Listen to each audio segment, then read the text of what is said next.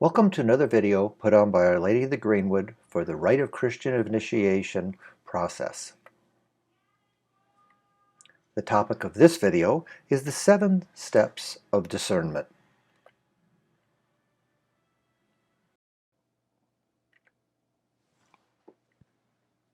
Resources used in preparation of this topic include the Journey of Faith series, the New American Bible, and the Catechism of the Catholic Church.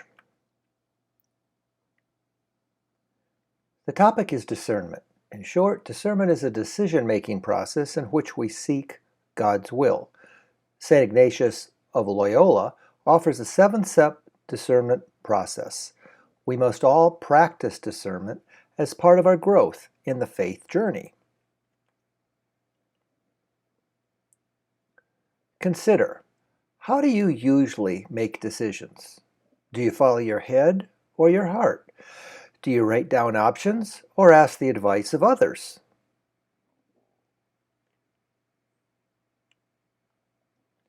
According to John 14, Jesus says, "I will ask the Father, and he will give you another advocate, to be with you always, the Spirit of truth, which the world cannot accept, because it neither sees nor knows it. But you know it, because it remains with you and will be in you."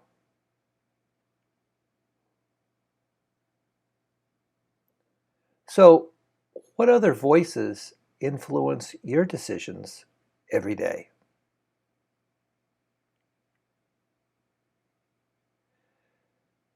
Let's look now at discernment by looking into the spiritual exercises by St. Ignatius of Loyola. Step 1. Determine the question. Clearly state what we're trying to decide. Throughout the process, we ask God to reveal His truth and give us the inner freedom to carry it out.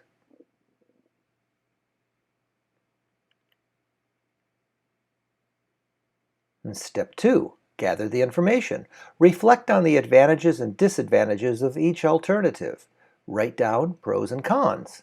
Consider the fit into the rhythm of your life. And identify potential obstacles and seek out a good counselor if necessary.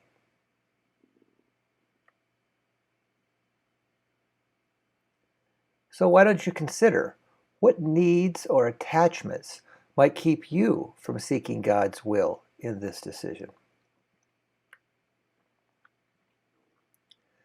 Step 3, pray about the options. Pray to discern if one option is better, more desirable than another.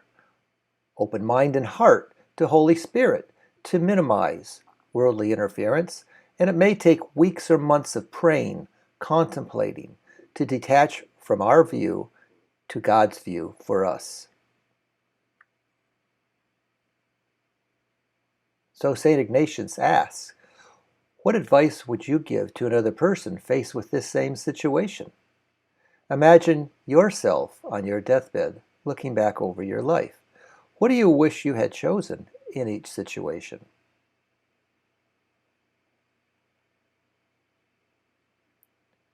And also, picture yourself standing before God at the final judgment, and consider what decision you would then wish to have made.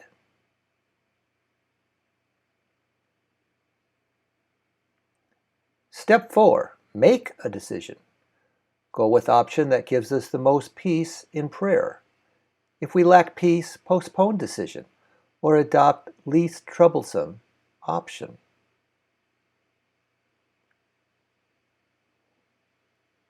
Step 5, live with the decision. Give yourself some time to fully accept decision before implementing it. Ask the Holy Spirit to temper your natural tendency towards being impulsive.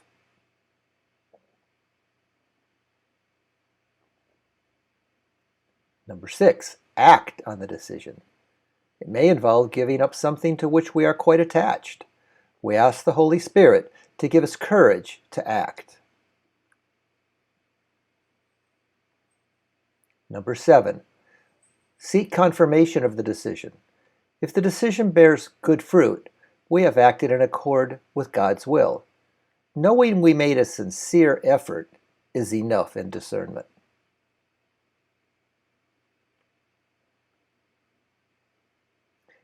And in the end, we keep saying that we can ignore the grace of God or respond wholeheartedly. God's initiative and invitation aren't what's lacking. So, remember again, get ready and get involved. How is God calling me to get involved in my local parish? How is God calling me to put my faith into action at work or within the larger community?